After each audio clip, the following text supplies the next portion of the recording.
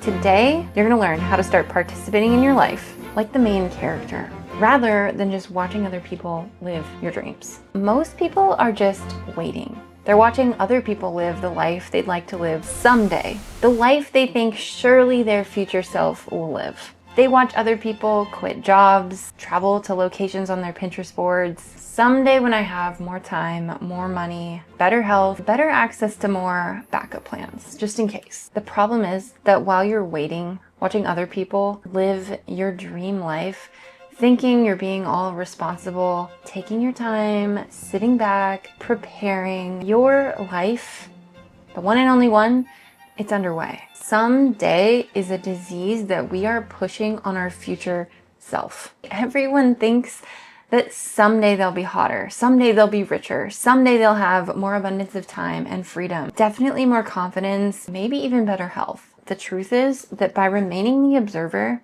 you are setting your future self up to fail, rather than step confidently into the scene that is your life. If you're new here, hey, I'm Maddie. I help women stop rushing through their life and instead become the woman their life's been waiting for. In case you didn't know, I'm obsessed with topics like this one. I also like to talk a lot about minimalism and just creating a life of more beauty and freedom and peace. So if you're ready to simplify your life and step into your next chapter, you are in the right place. And as always, my courses, my guides, and other ways that you can work more directly with me are linked in the description below. Here's how I know about this topic. It's because I was on the sidelines of my life for a long time. I had chronic health issues that I was hiding behind. My last job, actually the one previous to this one, was a Target cashier. I would spend all of my daughter's naps watching Netflix, mostly because I was really tired and I thought that that was self-care. But I wasn't too tired to be hyper aware of all the people that were living my dream life in very specific ways. So here's a little story. I was never one of those people that knew for sure what I wanted to be when I grew up, but I remember hearing myself say often, I just want to help people. I've shared on this channel many times the story of me having this vision of myself having a YouTube channel before I even had anything to talk about on YouTube, but didn't know how to use a camera. Back then though, I think I just thought it would be so cool to have enough money that we could quit our jobs and become entrepreneurs, learn how to invest rather than trade our time for money as employees our whole lives. I did know for sure that I wanted to be a stay-at-home mom, but I was really bored by the idea of staying at home by myself all day, repeating the same routine. So I started listening to podcasts of people that were homeschooling and that were entrepreneurs. And I got really obsessed with the idea of world schooling, of traveling the world with our children and experiencing different cultures, just having epic adventures with our kids while they're kids. And then there were really specific things that I felt very self-conscious of, very stuck underneath, that kept me on the sidelines, that kept me from being confident enough to be a participant in my life. And so I can't believe I'm actually going to share these on the internet because I never have, but I hope it's helpful for you. So the first was that I had melasma really bad on my face. If you've never heard of what that is, usually caused by hormonal imbalances, but it can be a myriad of things. There's actually not a lot known about melasma and its causes and how to treat it. Everywhere you go, people will say there's no way to treat melasma. It's just the kind of thing that has to work itself out. It basically is your skin creating a mask that you have to live behind. That's definitely how it felt for me. I definitely think it made me more shy, less willing to start something like a YouTube channel. And not to get too woo-woo, but another crazy thing that was happening to me at the time is that I was having vision problems, having trouble seeing clearly. My vision was getting worse. I got even stronger glasses. I'd been wearing glasses for a while, but I started wearing glasses all the time. And I remember my doctor just told me, hey, this is part of, like getting older, having kids. And it definitely made me sink even further. I was actually on my Instagram, the stories this week. I've been on Instagram a little more here and there. I stumbled on these two photos of me and I just decided I wanted to share them. I wanted to get them out of the dark in hopes that it might help someone that maybe was feeling the way I had been feeling, stuck beneath incurable chronic health problems. So I shared this picture of my skin and of me wearing glasses. And it spurred this whole flood of messages that actually made me want to sit down, make this video, and talk you through exactly what I did to heal all these different things that were really keeping me stuck and making me feel small and keeping me an observer on the sidelines of my life and into the life of my dreams. Sometimes we think that we're lost or we're too far gone or we're broken or we're shaming ourselves that we're unmotivated when really we're just exhausted from pushing out of alignment. We're frustrated by doing all the right things without healing some underlying roots. I'm making this video because I think if I can close the gap, then you can do it too. So let's start right now. I want to spoil a secret because I think that my last point is actually the most important. So definitely don't skip it because I want this to work for you. We're so accustomed to rushing through everything, watching only the first overstimulating bit, but then missing the juice that makes it stick. To close the gap between spectator and main character, the first thing you need to do is pick a day. You have to pick a day one. There has to be a point in time where you cross over your life to this point. You step into something different. The second is to start using the nice stuff. You have to start wearing the nice dress on an ordinary day rather than waiting and seeing how everybody's doing today, whether or not a kid's gonna have a meltdown. This step of using the nice stuff is a disruption of your habitual way of showing up in the world, reacting, instead of getting into that main character receiver energy, where instead of responding to the world, you're letting the world respond to you. You don't actually need to do all the stuff on your to-do list in order to get the outcome that you want. You know that you don't have to wear yourself into the ground. You just have to make that switch. The Big Leap. It's one of my favorite books of all time by Gay Hendricks. You have to make that big leap from spectator, reactor, observer, allowing the external world to control you, to yank you around, to decide for you how your life unfolds, to main character. It might sound silly, but I think it's important to start making your bed like a Disney princess. It's important to wear your favorite outfit. It's important to make breakfast the way you think your future self would eat. Use your favorite makeup. Make plans for tonight to have a romantic picnic dinner. Not someday, today. And these are all just examples. I'm just hoping by saying them, there are little idea bubbles popping up that have been dormant, things that have just been waiting for you to finally make this shift into a mental place that's ready to receive them. If they are, write them down. Number 3, subliminals. Well, as is tradition on this channel, I always go deeper than surface level stuff, no matter what the topic is. I love talking about mindset because lasting change does not happen by changing your external world. And you know that. But we try, don't we? I always think that one more purchase is going to change my life. It's the human condition to think that surface level is all there is. The real changes that make people double take at you, the things that surprise even you, the things that make people ask, what happened to you? That make them line up to have what you're having. Those changes do not come by changing surface level things. Those things only come by making internal changes. And so often I hear life coaches, books, and podcasts get this wrong. They always go strategy first. You want to lose 20 pounds? You want to heal your metabolism? Here's what you need to eat. Here's what you need to not eat. You want to make more money? Here's your strategy. And we do this too. I mentioned sharing those before photos of me on my Instagram stories. I got so many women messaging me saying, I have issues with my vision. I have issues with my teeth. I had also shared about how I healed 3 cavities. And I have the same problem with my skin and I have been stuck beneath it for years, even though I live a really slow, peaceful, minimal life in the countryside. Like, tell me, what do I do differently? We get frustrated when we think we have to change strategy first. As women, I think especially, it's very depleting for us to focus only on that self-discipline of doing the right thing at the right time. That's not how we operate. I think this is actually really good news. Women close the gap faster than men. I see it all the time. I've worked with thousands of women now. And it's because we have this secret sauce that is our feminine energy. We don't have to follow logic. We don't have to subscribe to the same timelines. I actually think men could do this too. It's just harder for them to get to that place of surrender. It's not as natural when you're in your masculine energy. For women, we often can get the results without following the protocols. Often, we can just enter that main character energy and start swimming in it and close the gap. So, quick story, I was talking to my friend who just had her 3rd baby, and speaking of feminine energy, I feel like nothing up levels me more than having like-minded women in my world. I always feel so filled up by talking to her. So if you have one friend like that, connect with her more. Caitlin, if you're watching this, I love you. So I called her the other day and we talked for like an hour about birth, about bliss and marriage and feminine energy and pleasure, pushing and just everything, right? And that's what I love about female friends. It's the rabbit holes. It's the things that are off topic that are not supposed to be part of what we, made the phone call about. They're not supposed to be part of the protocol. But if you're a woman, then you know that the rabbit holes are always where the gold is. We were talking about birth and she was sharing her birth this story,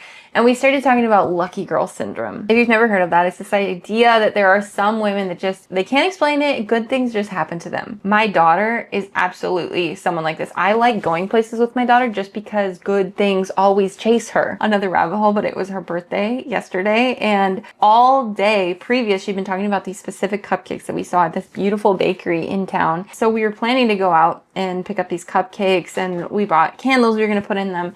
As we're packing up to go, the property manager of the house that we're in shows up at our door with this beautiful flower arrangement and the cupcakes that Mallory had been wanting. I don't know how she even knew it was her birthday. Mal, it means dad. And so I've always told her, I love that name because it means you're a girl who wherever she goes, she makes her own luck. And it is so true. As I was thinking about luck and subliminals and my friend Caitlin and Mallory, I was thinking about how I used to repeat to myself as like a very, I don't know, like a running joke.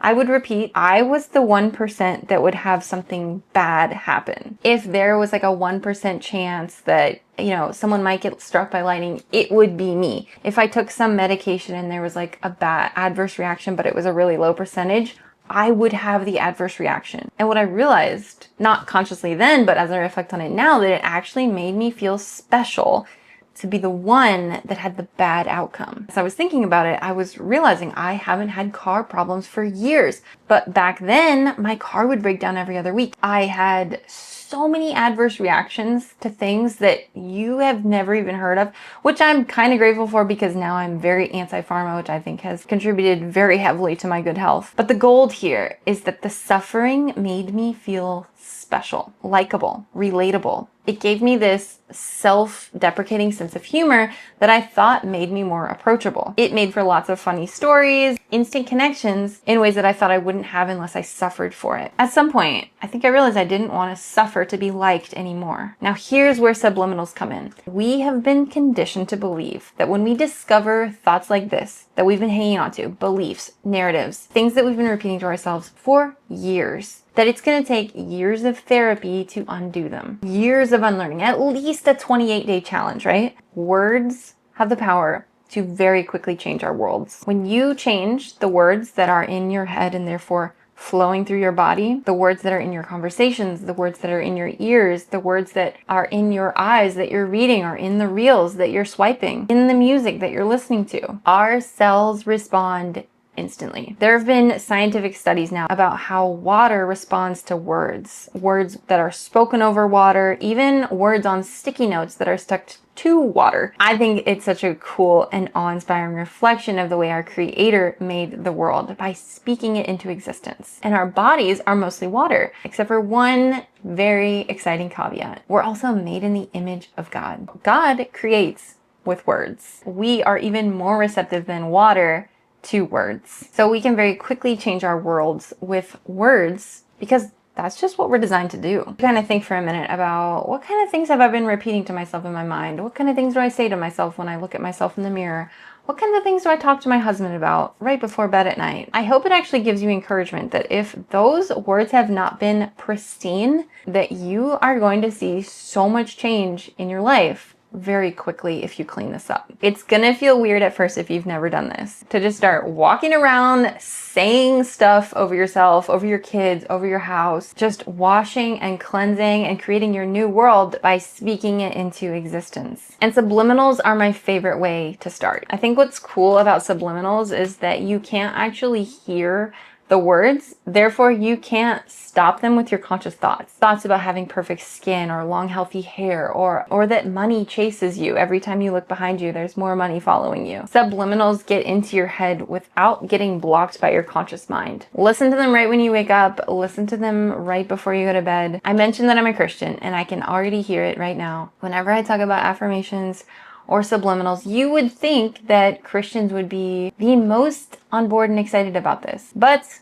they're not. I want to have God's word saturating all of my cells all day. And that's why I record my own subliminals. Let's be honest though, we're so concerned about affirmations and subliminals. Why do we not think about the thousands of advertisements that we let sink in? What about all the stupid Instagram reels? What about the dark adult content that is in your conversations and floating around your home and your children? What about the complaining and the gossip? What about the bitterness in our thoughts, the unforgiveness of ourselves? What about the judgment? What about the words we're singing in our music in the car? Those things should trip our senses too, and they don't. If you're a Christian and you're serious about this, I pray that the Holy Spirit will convict you and show you all the words that need purging, all the thoughts that need purging from your life. Pull those weeds, keep what is good and life-giving, regenerate and bring yourself back to life and optimal health with words that shape the world you'd like to live in. Number 4 is to let it feel good. We often have a very hard time allowing ourselves to really feel good.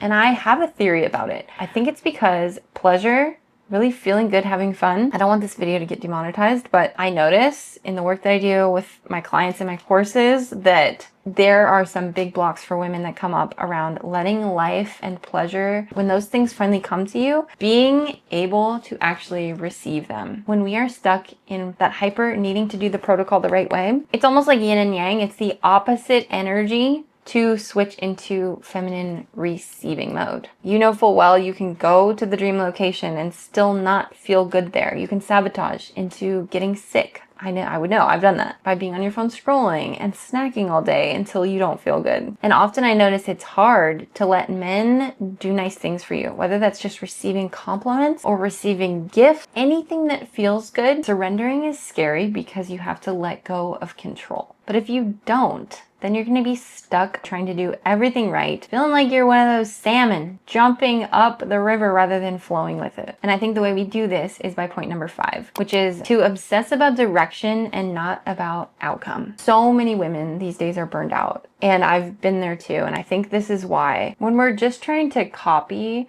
the strategy that someone else did, it takes us out of that state that makes the world and the room respond to you when you walk in it, rather than you having to fight for attention. When you obsess about the direction, this energy that you feel about this new chapter of your life, being open and curious to what might come up, how you might change, letting the story unfold as you go. There's so much more available to us that we've never even thought of, that we've never been able to even see clearly. If you're like me, I could not even dream that someday I wouldn't wear glasses anymore because my vision just healed itself. I didn't know to even dream that. So instead, I just stayed committed to this new direction I was going, showing up like the best version of myself, allowing things to feel good and have more fun in my life, that I would be the 1% kind of girl that would have something lucky happen. Believing when things didn't work out or things didn't go my way, that it was actually for my good. Somehow, some way tomorrow or the next day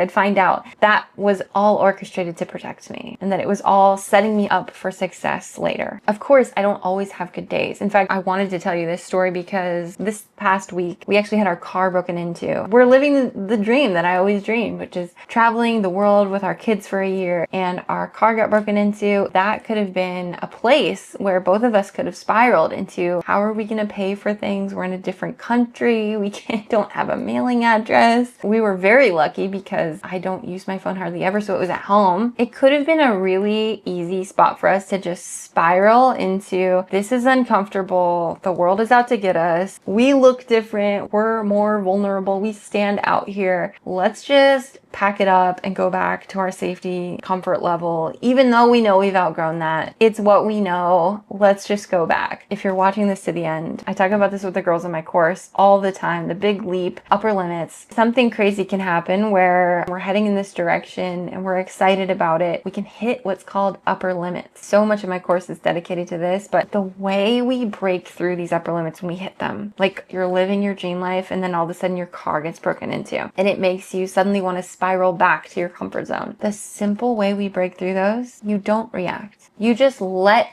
your rubber band stretch. It's so scary when you see that visual of how much you have to dilate in order to push your baby out. And then you hear these horror stories about birth being painful and all the pushing and all the blood and whatever else. But what no one tells you is that in between every contraction is utter bliss and peace. And you can be dilated to a 10 and then have a moment between contractions where you go to sleep. You feel peace once your body feels normal and then you stretch again to a place you've never been, it pushes you outside your comfort zone. It requires you to focus and to breathe and to go a place you've never been. And I think life as women is so like that. If we could learn to, rather than react, to just rest in those moments between contractions where we're stretching to a new level that we've never been, we could birth so much more than babies into existence with pleasure, with ease, with satisfaction. We'd feel like queens. We'd be like, what else can I do? I'm just a multiplier. I had just been listening to affirmations, subliminals that morning about luck and like being lucky. And then our car got broken into. I was in the water like surfing with the kids, and then Kyle came out to me. He's like, hey,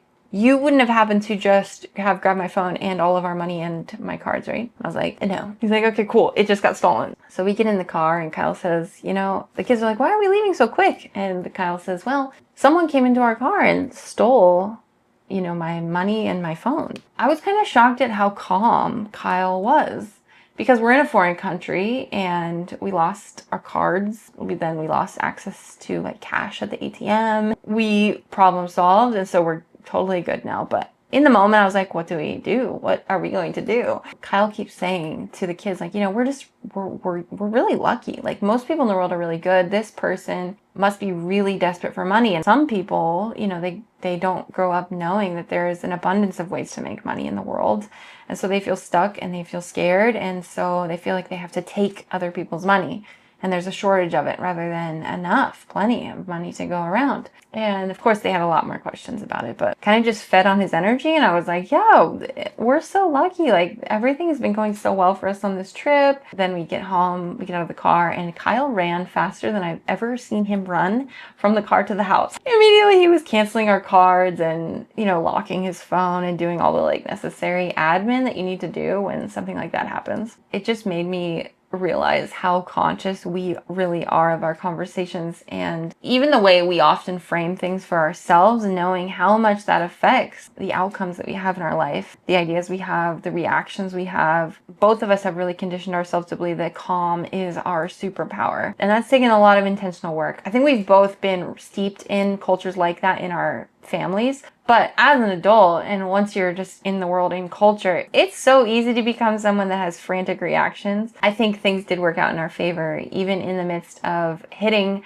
an experience like that, an upper limit like that, where we totally could have spiraled back into our comfort zone. When you start becoming the main character in your life, you are going to hit upper limits. And when you first start encountering that, it can be very confusing to know what to do, especially when you really hit one. It makes you forget all of this stuff we've been talking about today and just want to run back to what you know. These are the moments where you have to consciously pause. You have to consciously rest. You have to consciously reconnect with what matters to you. Rewatch a video like this or a book that really resonates. But the secret is being able to relax into it. It's this soft ambition that allows us to go the distance, to see it through, this stretching to new heights, to new places that we've never been before. If you stretch too fast, you're gonna snap. So that's where I think the slow living, the having less on your plate so that you can stay focused on what really matters to you, I think that's where it becomes the secret sauce. But if you focus too much on that as just being the strategy for a better life, I think you miss the whole point. There's this adorable kids book that I just read to the kids last night. I'll have to put a picture of it on the screen because I forget what it's called, but there was this line in there that I think we all need reminders of as adults, that you being you is God's dream coming true. I think so many adults have forgotten that. We feel guilty, especially as women, for desiring the things we desire, for having the visions we have. Living the dreams that we have would somehow be bad for the people that we love. In fact, for a long time I battled beliefs like that too, that me having a YouTube channel would take away from my children and me as their mother, that surely I had a limit for creative energy giving to the world, and so if I gave some to that, to something like this, that I'd have less to give to them. It's a belief that's perpetuated a lot too with having more children, about women having these limits. In my experience and working with thousands of other women, the way we sail past it is by pausing, by leaning into calm as our superpower when we hit those upper limits, so that we can learn how to relax and make that our new status quo. Once you've exposed yourself to an idea, like the ones in this video, you can't forget them. So you can't go back. Today is day one. Now it's just time to have fun. Use the nice stuff, wear your favorite outfit, wash your hair, let good words wash over you and your life starting right now. Close that gap by finally letting go of the outcome, just believing that you're one of those people that could walk on the water. And let this process feel good instead. If I can do this, you can do this. I so wish that I could hop off this video and onto FaceTime with you so that we could talk all the specifics of everything you've gone through and all the things that you're dreaming. Maybe someday you and I will meet. Crazier things have happened. But until then, let's talk in the comments. Sometimes people ask me why my courses are priced so high. And the truth is that the price alone is part of the process. It requires you to level up and start valuing yourself, maybe in a way you've never done before, investing in yourself. But I also have books and lots of free resources on my website. The world needs you to be you as the main character.